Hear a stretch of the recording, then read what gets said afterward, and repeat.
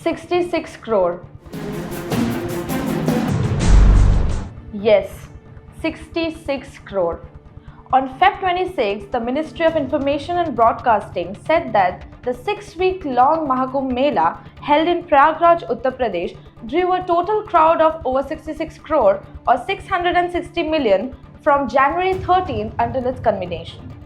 But even if spread over 45 days, 66 crore attendees is a very large number. A key question here is how did so many people make it to Prayagraj?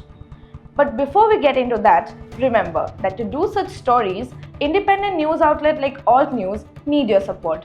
If you find our work valuable, please donate to us so we can keep reporting factually and without bias. Coming back to the story, there are primarily 4 ways to which one can reach Prayagraj: by flights, by trains, by buses, and by private cars or cabs. Tracking the first 3 types is relatively easy since travelers have to buy tickets against their reservations and those can be easily accounted for. We know that 5.6 lakh people travelled by air on 5,225 flights between January 11th and February 26th. Data on those who took trains was also publicly issued. Railway Minister Ashwini Vaishnav said that 17,152 trains carried 4.24 lakh passengers to the Maha Kumbh Mela. It's possible that some pilgrims took trains to other cities near Prayagraj and then reached the Maha Kumbh Mela by car, cab, or even by bus. Since it's difficult to trace which station they arrived at, we can reasonably count them among those who travel via road transport.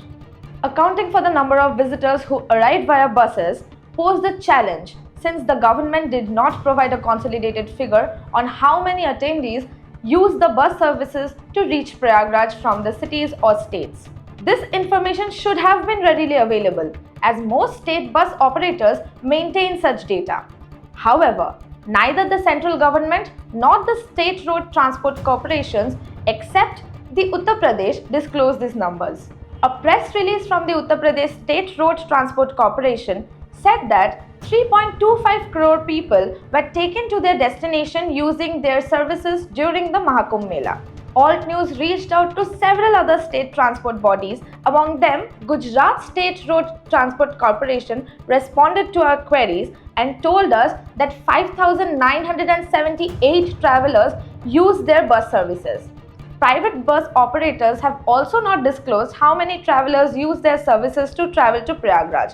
However, we found reports citing experts that an average of 6 lakh people travel to Prayagraj daily via private buses. Over 45 days, this amounts to approximately 2.7 crore travelers. As for the private cars and cabs, the last major mode of transport to Prayagraj, the only way to estimate the number of vehicles that entered the city during the Maha Kumbh Mela would be through toll data or highway camera records. However, the government has not released any such data or statistics so far. Let's do a quick math with the information that we have at hand. On adding all the modes we have mentioned, we have accounted for 10.25 crore travelers. That is almost 56 crore short of the government estimate of 66 crore attendees. So we have no data on how 55.75 crore attendees or roughly 85% of the official visitor count travel to Prayagraj. This is surprising considering that such information is not particularly difficult to track. Most city entry and exit points are monitored by toll booths and cameras, and buses require permits to enter states, allowing authorities to track this data. Why this information hasn't been made public remains unclear. That brings us to the next point. How believable is this 66 crore figure? If 660 million people visited the Kumbh this year, it would mean that over 45 days, a part of Prayagraj witnessed an inflow of people which is nearly twice the population of the United States, as the Prime Minister himself said. Note that the area designated for the Maha Kumbh Mela is 4,000 hectares or 40 square kilometers. In comparison, the US has an area of 9.8 million square kilometers. India's estimated population is about 140 crore or 1.4 billion. Although this could be higher now since the decennial census did not take place since 2011. But going by official numbers, nearly every second person in India or almost half of the country attended the religious gathering. This seems a little difficult to believe. 79% of India's population, which comes up to 1.1 billion, are Hindus, according to the projections by Pew Research Center. This means that every Hindu family of say 5 people sent at least 3 members to the Kumbh. The most populated states in India, based on the 2011 census figure, is Uttar Pradesh, followed by Maharashtra, Bihar, West Bengal and Madhya Pradesh. These 5 states have a combined population of 58 crore or 580 million. So this means that in 45 days, the number of people visiting the Maha Kumbh Mela in a part of a city in Uttar Pradesh surpassed the population of India's 5 most populated states, including Uttar Pradesh itself. But here is an important question. How were 66 crore people counted? The government's press statement does not clarify whether 66 crore refers to the number of unique visitors or total recorded entries. If it refers to entries, it could include multiple visits by the same person. For example, a person entering daily for 45 days would count as 45 entries. However, the language of the government statement suggests that the figure refers to visitors rather than entries. But how it managed to count these devotees remains shrouded in mystery. Alt News spoke to several attendees who told us that there were no specific entry or exit gates at the Mela Kshetra or Sangam Ghat, so visitor entry was not manually tracked. Government statements claimed that AI-powered cameras and drones were used to monitor crowd density, flag suspicious activities, and respond to emergencies. One of the officers overseeing the control center had told a news publication that there was the possibility of the same individual being counted multiple times if they visited the ghat on different days. This raises question about the accuracy of the government's visitor estimate. Alt News reached out to an AI developer who has worked on crowd tracking models to understand how such processes work. This person explained that AI detection model identify people based on visual features like faces. But in large dense crowds, obscure faces or body parts like hands or legs may not be counted, reducing the accuracy. Then there's the crowd density estimation model.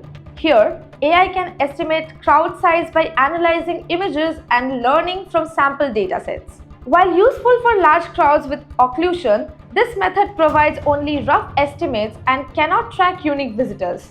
Tracking and maintaining a database of 66 crore unique visitors using facial recognition is also difficult owing to the scale of the festival and the absence of fixed entry points, increasing the risk of duplicate counts. While combining facial detection and crowd density model is possible, the margin of error could be large due to the estimated nature of the data.